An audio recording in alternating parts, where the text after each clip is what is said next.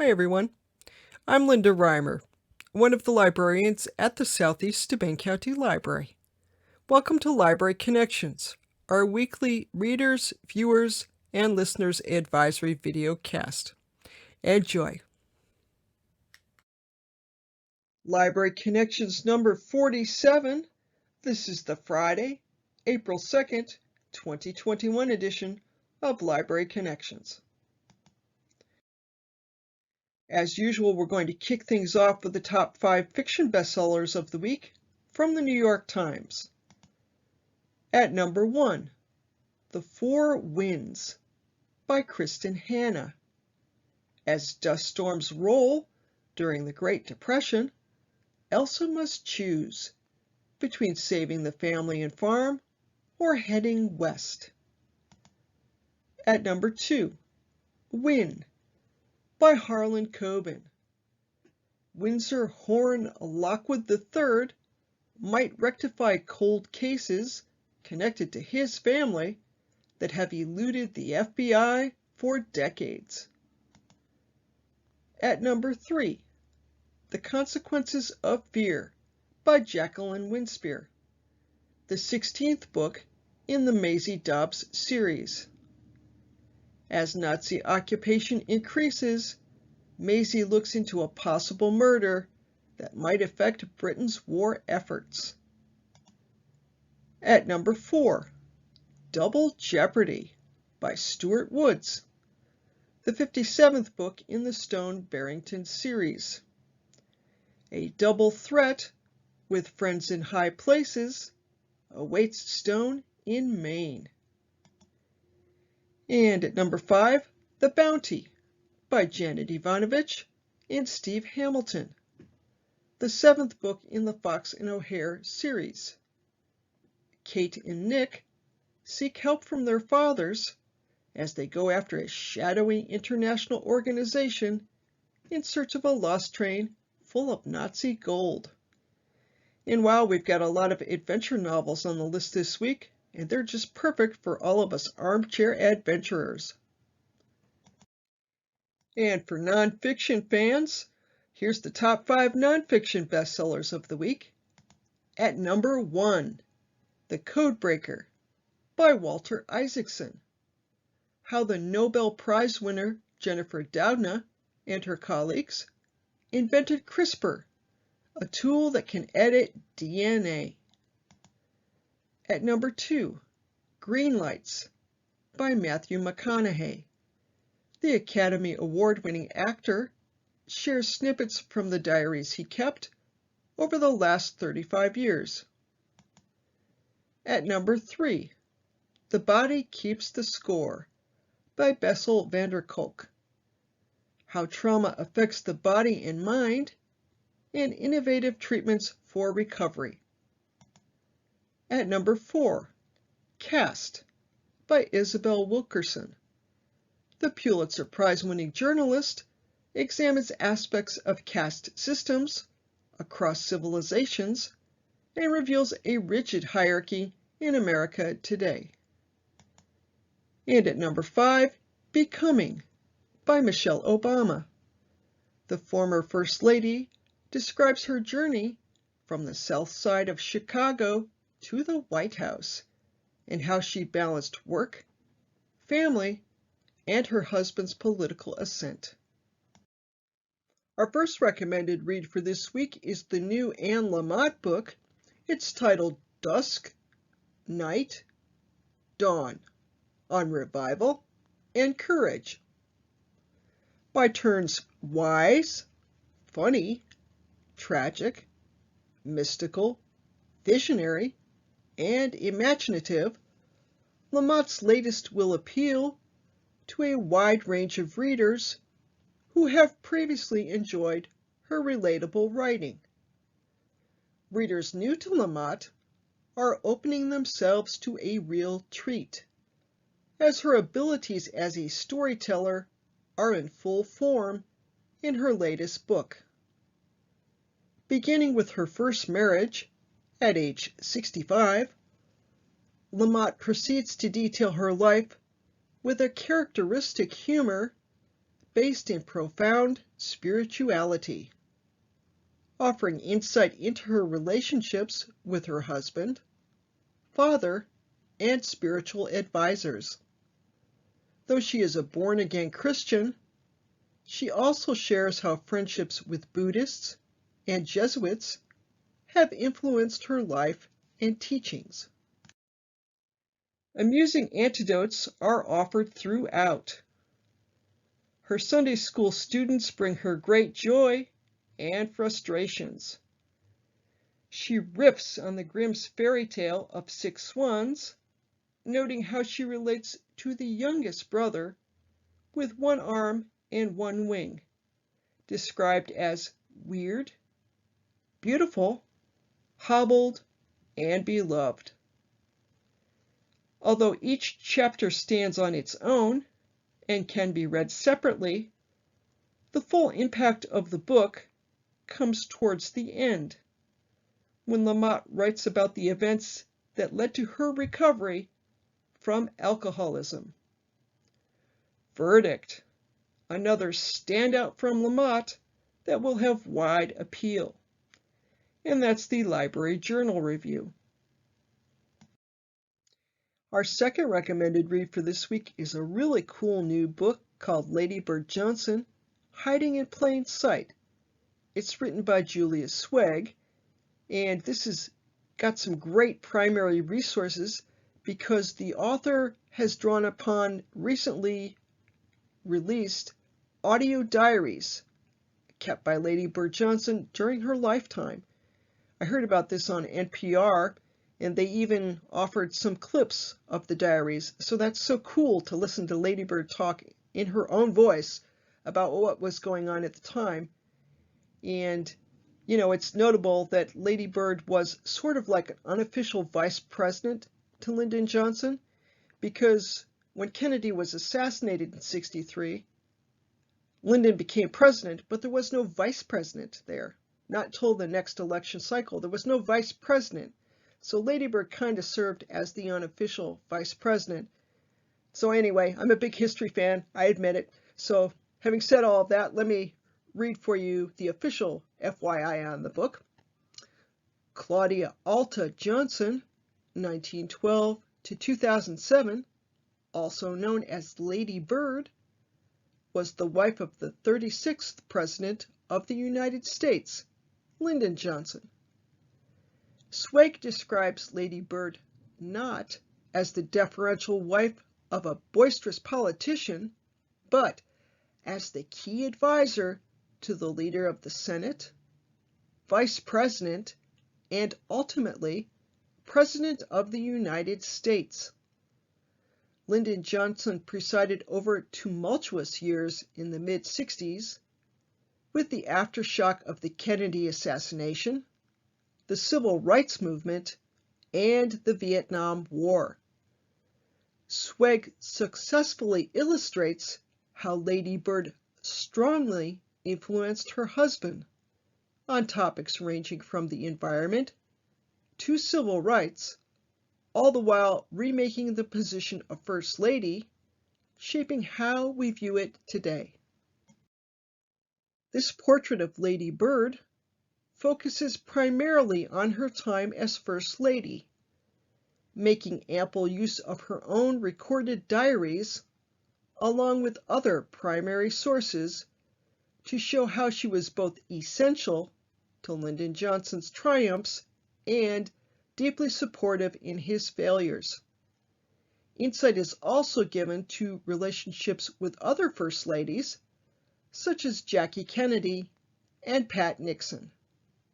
Verdict: a perceptive consideration of an often understudied First Lady and her lasting legacy for public and academic libraries everywhere.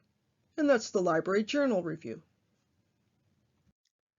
Our first audiobook recommendation for this week is a fantasy. It's called The Last Smile in Sunder City, and it's written and read by Luke Elliot Arnold.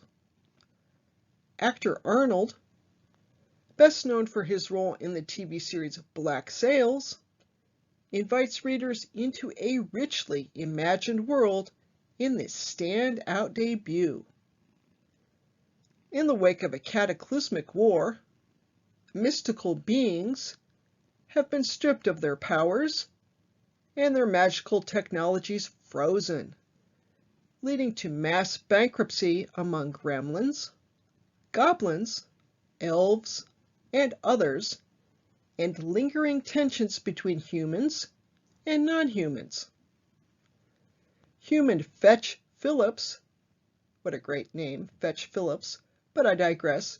Human Fetch Phillips, self-described man for hire, lives in Sunder City, a metropolis that began as one giant factory before an enlightened dwarf governor, allied with a human aristocrat, to raise taxes and introduce arts and culture into the community. When Edmund Rye, a centuries-old vampire and one of the teachers at an academy for magical children, disappears, the academy's principal hires Phillips to find him. Phillips hits the mean streets of Sunder City in search of Rye, only to realize that he's on the trail of something far more complicated. Winningly combining the grit of Chinatown with the quirky charm of Harry Potter, this series opener is sure to have readers coming back for more. And that is the Starred Publishers Weekly Review. If you hear a slight purr in the background, Piper likes this audiobook too. Moving on to our second audiobook recommendation of the week. This one's historical fiction. It's the new Kate Quinn novel, The Rose Code, narrated by Saskia Maarleveld. By turns heartbreaking, fascinating, and mysterious, Quinn's latest historical novel is likely to turn up on 2021 best lists. The action, and there is plenty of it, centers on Bletchley Park, the home of England's WW2 code-breaking activities. Alan Turing makes some cameos, but the real stars here, characters reminiscent of the girls in the TV series Call the Midwife, are three very different women who are translators and code breakers at BP. The friendship among them, pampered debutante Asla, down at the heels but ambitious Mabe, and timid genius Beth, are a major focus. It isn't all brain work, though, as Quinn shows the women imbibing fizzy cocktails, comparing hairdos, and partying with boyfriends, including Prince Philip. The mood changes after the war, with the three now bitter enemies, and one of them desperate to escape the mental institution where she's been confined since the war's end. In 1947, on the eve of Princess Elizabeth's wedding, the women are brought together for a nail-biting and satisfying ending that finds them encrypting a letter that just might hold the secret to what drove them apart at BP. Book clubbers may frown at the lengthy page count here. Granted, it's 624 pages long, but if you dive in, I agree here with the reviewer, soon enough you'll be devouring the novel and eager to try Quinn's backlist titles, among them The Alice Network and The Huntress. And that is the Booklist review. Our first streaming recommendation for this week is the 2010 film Inception, available now through Netflix. After making one of the most critically acclaimed superhero movies in history with Batman Begins, filmmaker Christopher Nolan set out to test whether Hollywood could still bet big on an original idea with his 2010 sci-fi actioner Inception. to the tune of $828.3 million at the box office, and multiple Oscar nominations, audiences and critics alike responded enthusiastically, and thus a new classic was born. Leonardo DiCaprio plays a professional thief haunted by his past, who takes on one last job. The catch? His heists take place inside people's minds as he's tasked with either stealing or planting information in someone's head. Inception is a visually stunning affair that also boasts one of the most exciting endings in recent memory, and that is the Collator review.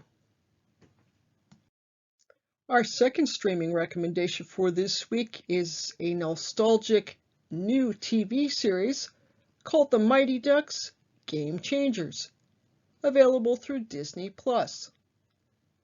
Emilio Estevez, who starred in the 1992 flick about a scrappy Pee-wee hockey team, returns in this new original Disney series.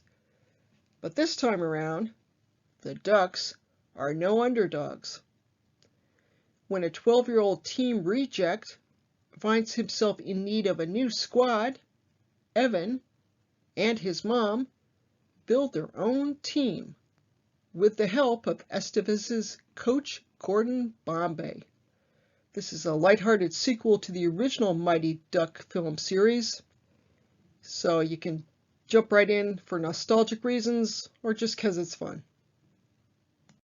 Our final streaming recommendation for this week is the 2012 film ParaNorman, available through Netflix. If you're looking for a fun family movie that's also genuinely spooky and has a surprising message, I urge you to check out ParaNorman. The stop-motion animated film hails from Laika, the same studio behind Coraline and Kubo and the Two Strings, and it's absolutely one of their best films. It revolves around a young kid named Norman who has the ability to see and speak with the dead, which comes in handy when his small Massachusetts town is overrun by terrifying ghosts. The story draws heavily from iconic 80s movies like The Goonies and E.T., but never feels derivative, and actually carries with it a surprising and emotional message about bullying and anger, and the complexity of emotions that kids can sometimes feel. It's also just a ton of fun, and that is the Collator review. Our Hoopla recommendation for this week is the 2014 Ken Burns documentary, The Address. Ken Burns tells the story of a tiny school in Putney, Vermont, the Greenwood School, where each year the students are encouraged to memorize, practice, and recite the Gettysburg Address.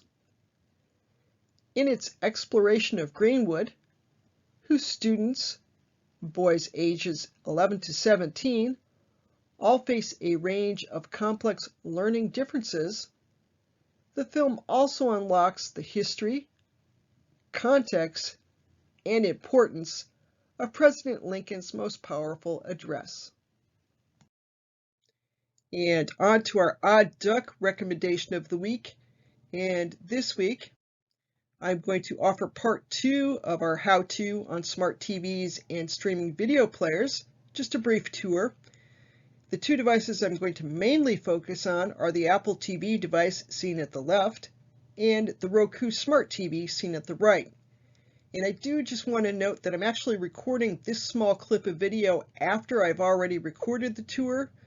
I recorded the tour video 3 times and then had a whole bunch of technical issues with trying to get the video from my iPhone to my computer. and I had to finally upload it to Dropbox from my phone and do it that way. And in longer story short, it's taken me about an hour just to get the video from my phone to my computer so that I can incorporate it into the larger video. And although it offends my perfectionistic sensibilities, I'm going to leave the crooked video in because I need to finish this if you're going to view it by tomorrow, as today is Thursday. So apologies for the crooked video. I think you'll find the information is good. If you have questions about how to stream, please let me know, and enjoy streaming. Welcome to this week's Odd Duck. I'm going to take you on a brief tour of the streaming devices I have for streaming videos. I have three: the Roku Smart TV that you see in front of you. This has a very good picture. It's a 55-inch TCL Roku TV, so the Roku is built in.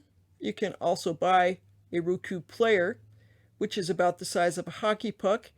It's about the size of the Apple TV that you see just at the bottom of the TV screen, and they make smaller ones too. But anyway, that is the Apple TV at the bottom of the screen. You might be able to read the logo on the side, and despite the name of it, it's not a TV. They don't make a TV. It's just a video streaming player. And also, I realized when I was getting ready to shoot this video that I have a smart DVD player. This is the LG Blu-ray player you see at the right. And with the Blu-ray player, I can't add new video channels. It comes with whatever it comes with, but it does have Netflix, YouTube, and a few extra video channels. And I mention this not because I think you should buy a new DVD player, unless you've got a lot of DVDs around the house that you'd like to watch, but because you might want to check your old DVD player and see if maybe it says Netflix on the top of it, in which case you could get a trial subscription to Netflix and stream it through the DVD player to see if you like this particular way of watching videos. It's my favorite by far, but we'll see what you think of it. So, having said that, I'm going to go to the right here and look at, in turn, the Apple TV, the LG Blu-ray player, and then I'll come back and show you the Roku menu. So I got to go to HDMI 1, which is the name of the input for my Apple TV, to actually access it. So I'm going to navigate over with my remote, and I should show you the remotes. This is the Roku remote. This is the Apple TV remote before we get there, because if I don't show you all of these at once, I may forget. And this is the LG Blu-ray player remote. Okay, so now we're going to look at Apple TV.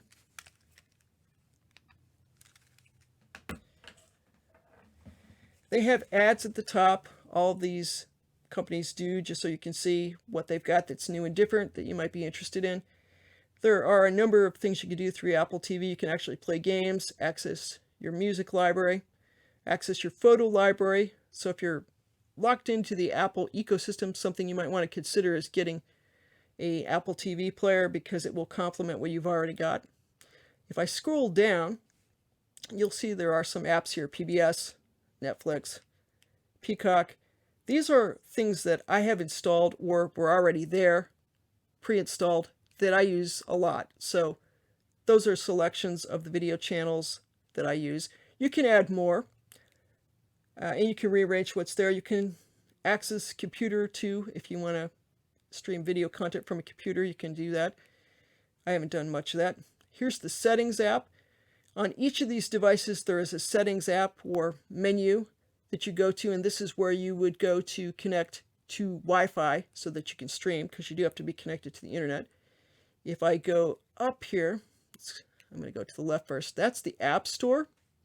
This is where you get new apps for your Apple TV. So if we actually go there, you'll notice at the top of the screen it says Discover, Apps, Games, Arcade, Purchased. You can indeed purchase games for your Apple TV if you want to. You might want to get a controller. If you do that, you can access anything that you've purchased previously if you have an Apple phone or tablet, iPhone or iPad, or you have had in the past and you purchase video content.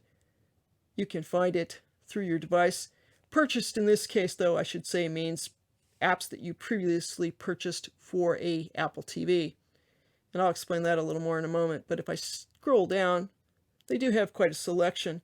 Disney Plus, HBO Max, Paramount Plus, Prime Video. Most of these require a paid subscription. Peacock TV, that's NBC, doesn't. Neither does PBS when we see that, because that will be here. Those have ads, but that's okay. But there's a lot you can access through here. Okay, so I'm going to go back to the Apple home screen. Back out there. From the App Store app, the next one is podcasts, because you can indeed set up podcasts so that you can listen through them through your TV. But we want to look at the movies and TV show apps, because Apple, unlike Netflix, PBS, Amazon Prime Video, they separate their movies and TV shows. It's not all in one place. So if you want to look at new movies or the movies you purchased previously, you got to go to the Movies app. And the last thing I looked at, if you'll look at the top, it says Purchased, Top Movies, Wish List, Recommended, Search. I was looking at genre. You can go to the genre menu, and if you want to just look at comedies, for example, you can do that. If you want to, look at Recommended. I'm not used to this particular remote because I actually use a slightly different setup, but I'm working with the remote that came with this. Purchased, just what it sounds like. These are things I previously purchased. If I want to watch them again, there they are. And I'm going to go back to the Apple home screen and then go over to TV shows. Same kind of thing. Again, I was looking at genres, but you can do favorites, top TV shows. Favorites, of course, is stuff that you like that you've purchased previously. They think you might want to buy more of it. Purchased, again, I have a number of things here. So if you wanted to look at, for example, Ice Age, Christmas, you can select that and just resume episode 1. This is just kind of, you can resume playing. And that is kind of neat about this. If you've watched a movie or a TV show and you had to stop, it will stay right where you were watching it, even if you don't come back to it for 6 months. So I can click resume playing and it'll come up in a minute. Picture quality is pretty good. As it's under copyright, I'm not going to keep it up long. Back right out of it again. We're back to the main screen, and that, in a nutshell, is the Apple TV streamer. I'm going to go back to the home screen for my Roku TV. And then we're going to briefly take a look through the HDMI 2 input at the LG Blu-ray player I've got. You can access music, photos, and movies by plugging in devices to this player, or your TV too, for that matter, depending upon what TV you've got. But the basic thing you want to know is here under Netcast are the streaming apps. And if you have a different DVD player, look for something that says cast or channels or apps. This is not a new player, so it probably doesn't say Netcast on newer players. Setup to the right, that again is where you would go if you have a DVD player that will connect to the internet. That's where you go to connect it. So if I go to Netcast, it will show me in a second the channels that apps, I keep calling them channels, to me they're interchangeable, but they're apps that are offered for video. I do not have any of these logged in because I don't use this player for this. I bought this player to connect to the internet because Blu-ray discs, they still sell some of them, but they get bumped up incrementally in terms of quality. And every so often you have to have an upgrade to your Blu-ray player, and you can do it manually, but that's a nuisance. So if it's connected to the internet, it will update itself. And I don't use that a lot anymore, but like a lot of people, I have a handful of DVDs that aren't available for streaming, like the TV series, the long miniseries War and Remembrance, which you may remember, the Herman Wouk with Pug Henry, played by Robert Mitchum. Not available to stream, so I actually have a DVD set of that. But I'm digressing here. So that, in a nutshell, is the LG Blu-ray player. And I'm going to go back to the Roku home screen. And again, this setup, you can customize it. So I've got it customized. You can also, and I should say this, you can access live TV. And this is one of the PBS channels, which I won't stay on long, but you'll notice the picture quality is pretty good. There's a handful of channels that you can get over the air, and the HD TV doesn't actually go outside. It's not like the old rabbit ears either. It is sort of about the size of a large notebook.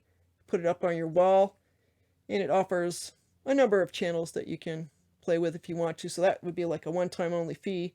The one I've got cost about $25, I think.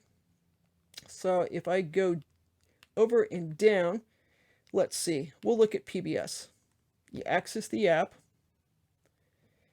and this will come up in a moment and show me what they've got for me to watch. I do have a PBS Passport subscription, but if I want to watch Europe's New Wild, for example, we'll go down and look at the Land of the Snow, something, Snow and Ice. And 29 seconds. Unfortunately, I didn't realize this was going to have an ad. There is a new Ken Burns documentary that's coming out next week on Ernest Hemingway, which is likely to be very, very interesting. So we just have to wait. In this case, it says 13 seconds remaining. Sometimes you can click OK, and it'll let you go past it, but not in this case. But I don't mind a few video ads, for PBS content. It's really good. I think you'll agree the picture quality is probably pretty good. I mean, this is not a brand new iPhone I'm recording this on, but it looks good, and you can fast forward through if you want to, if there's a favorite scene. So that in a nutshell is our tour of streaming devices. I hope you found that helpful. If you have any questions, please let me know. And enjoy streaming. And that's the program for this week. I'll be back next week with a new edition of Library Connections. Have a great week.